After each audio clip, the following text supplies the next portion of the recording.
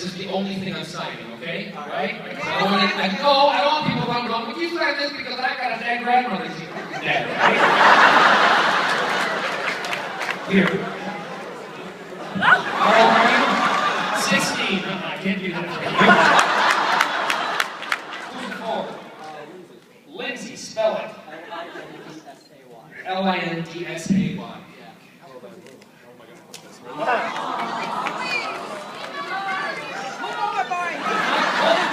How did you hurt her? Don't answer that. Answer it! No, I was a pretty big asshole. So, you were a pretty big asshole. What did you do? I did. Tell them what you did. No, if I'm signing this, you're telling them what you did. Okay, so pretty much what happened was, I really Anyway, there you go.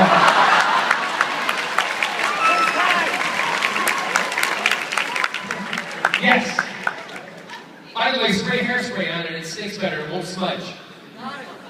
Fanboy tip. Yes.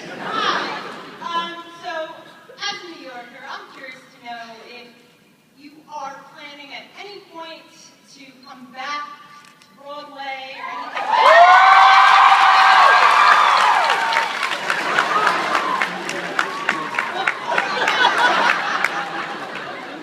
Can you imagine? Before you answer that, I just wanted to know if you retained any of Captain Jack's pheromones, because I'm not usually into guys, but I'm feeling something. Listen, you're not the first lesbian that's wanted to do it with me. Oh my God. Let me think. As for Broadway, I never say no because I never know what's going to happen in the future, but I've been offered a couple of Broadway shows over the last few years. I've been offered stuff also at the West End in London, but I have to be honest, I really love playing these characters on these different kind of sci-fi comic book shows that I'm involved in, and I love doing that. It also gives me a chance to see my husband Scott, whereas when you're doing theater,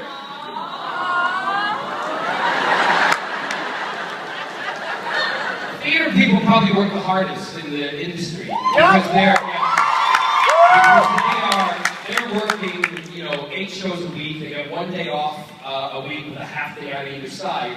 It's not a lot of time. So eventually I will come back. I will do something on Broadway. I will do something back in the West End. My big thing I would love to do is take La Cage on tour around the country. So you never know. And as to my pheromones, I don't know what it is. Maybe, I don't know what makes me likable to lesbians. Well, no, because I don't wear Birkenstocks. And I shave my armpits. Oh, please, you thought I was going to be politically correct to lesbians. They know I love them. Yes, I do. I do. I just don't like a clam bake every now and then. Anyway. Really? Have a good ride home, kids, moms and dads. We're going to a fat baby. What did he mean? He was talking about fish, honey. Thank you. Thank you. Next question. Hi. Hi. So I was wondering, how do you think Captain Jack would react to meeting the 11th Doctor? I don't know. Well, I've actually met him in, on other terms outside of work and stuff like that. But that's a question I don't kind of delve into that kind of fan fiction because I know what you guys delve into with that. That's why I don't read it, because sometimes I would go, oh my God. I mean, it's worth it. And I don't oh my God very much. But I might go, oh my God. I don't know, I think he would be slightly intrigued because he's much younger, right? No, and the thing with David and myself, there was always that kind of tension between us because I never let him know that I fancied him, right? But the audience knew, and then also when he let me know that he thought I was wrong, that I shouldn't exist, until that moment where he gave me Alonzo in the bar. Really. And that was basically the doctor then saying, Jack, I think you're cool, I don't care who you do or what you do, but here's a gift for you. Off of the Titanic. Iceberg!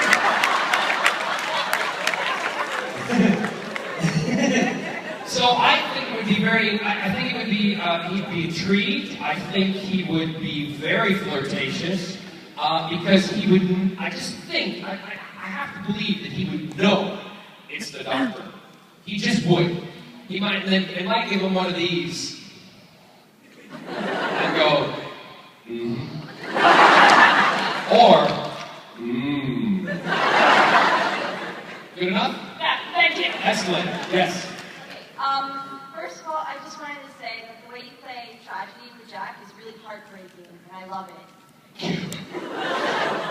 And also, that said, just you yourself, you seem like a really fun guy, and you're very entertaining to watch, and I was wondering, what is your ideal party? How do you...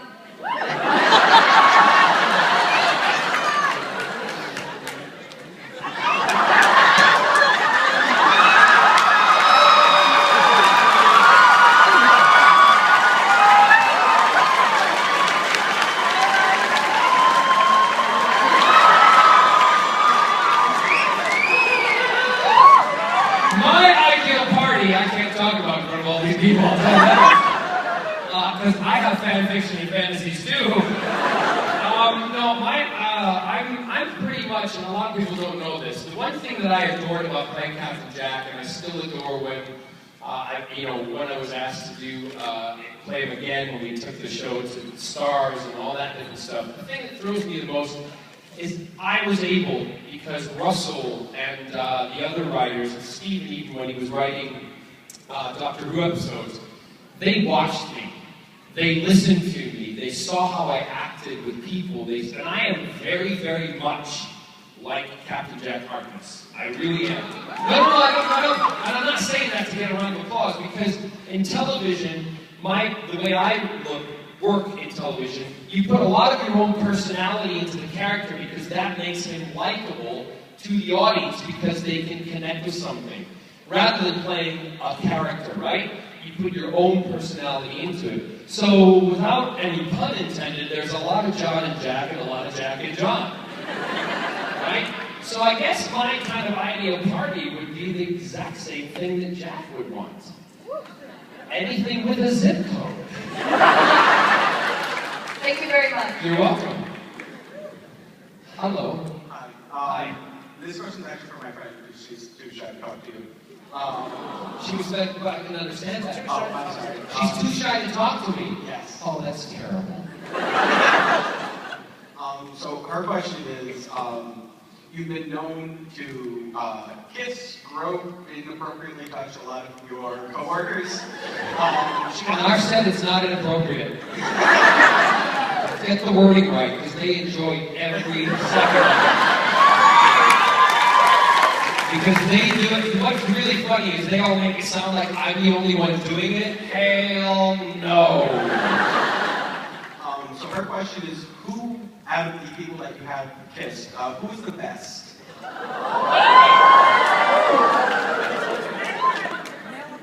Well. No, it's not David Tennant. He's got simple chronic halitosis. And that you didn't know. I'm kidding, he doesn't. The person that I like kissing the most, and I've said this before, and I will continue to say it because I think he's a lovely, working with him, he was an exceptional young man. He also did things on set and played along with stuff and never got embarrassed. He was totally cool about everything, and that is Gareth. So I have to say I enjoyed kissing Ianto the most. In fact, the one scene that I always kind of refer to with Gareth and I was the scene where we're in the kind of botanical room, right? And where we're making out, we're half naked, and I've got my arm down his pants, and he's got the same, and all I'll say is, we're doing this, right? Now, before we shoot that, I say to look, Gareth, to make it, we gotta make it look real. We gotta, try to. Well, of course we do. So I said, what I'm gonna do is I'm gonna just put my hand on your thigh, and you can do the same. We'll just rub each other's thighs, but it will look otherwise on camera, which it did, right? But what we didn't know was that Eve, when she was coming in, had again planned something. We were always playing pranks on each other and pranks. She planned with the director to do it more than once. So the director goes, and ready, and Eve's walking around the gangway of the hub, and we hear, action! And we hear Eve walking around, and the director going, Eve walks in, she goes,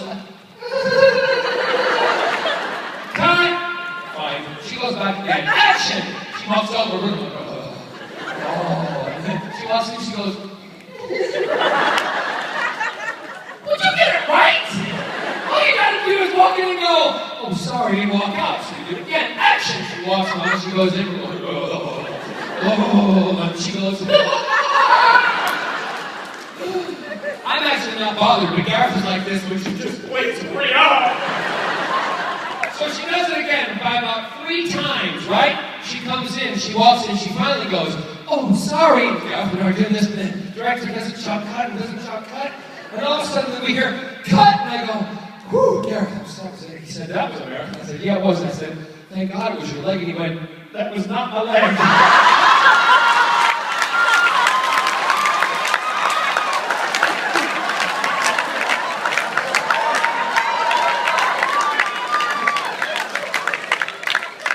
I love my job. Thank you. Yes. When is Jack Harkness going to be back on TV? When is who? Jack Harkness. Yeah. Who? Doctor? Captain Jack. When is Captain Jack going to be back on television? Yeah. I have no idea. And now that Rex is immortal, will Jack and Rex spend the rest of eternity together? I really didn't hear that question. Don't speak so. Just speak loudly. Will Rex and Jack spend the rest of eternity together, since now they're both immortal? Well, I don't know. You'll have to talk to the writers, and again, it's what we did learn about Jack at the end of that series. And don't get upset when someone's asking the question, because they got every right to ask the question too. Okay? All right. I know it's on television at the moment, and it's a spoiler. Major spoiler there for those who haven't seen it. Thanks a lot, Doctor. So get back to the TARDIS, go back in time and fix that question. I will say that if you do have an inkling that you may want Torchwood back, the one thing you should probably be doing is watching it on BBC America to make sure the ratings are high, because then they'll go, ooh, people like this. So that's my little tip to you. Most of you don't sound excited, so you can all piss off then. No, but with those of you who are watching and don't want a spoiler, I don't think they'll spend a time in eternity together, because they really, as 2 characters, didn't like each other. I mean, they got along with each other, but they kind of, there was that. He called me World War II all the time. I thought that was hysterical. But Jack, kind of for the longest period during that part of the series, thought he was a bit of a buffoon, and Rex thought that Jack was a bit of this kind of mysterious sexual idiot, which he is. So yeah, I don't think that would happen. But who knows? Torchwood, we don't know if it'll come back.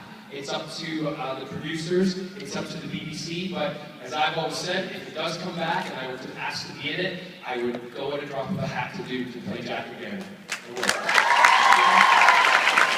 Yes.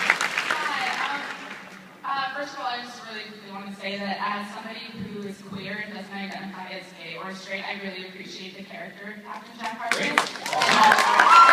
Can you turn the speaker behind me up a little bit so I can hear more of them? Thank you very much. Go ahead. What I want to know is, what about us? What about love? What about saying that you'll never give up? Because I don't know what you're doing, but we're in danger, so what about us? Guess we've been talking to you separately. Shut up, I'm singing.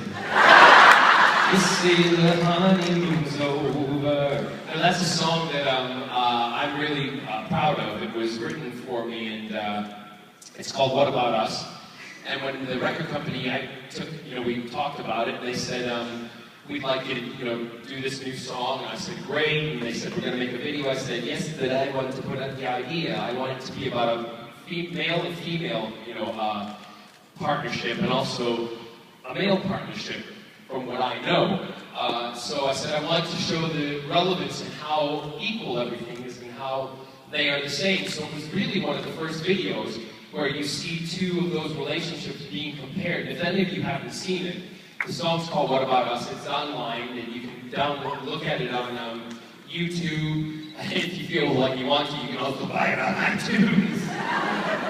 But yeah, it's a really great song. I do it in my concert tour. I absolutely adore it, and thank you for quoting it. Thank you. I love that song. You're welcome. Thank you. Yes. Honey, just take the microphone, pretend it's me. There you go.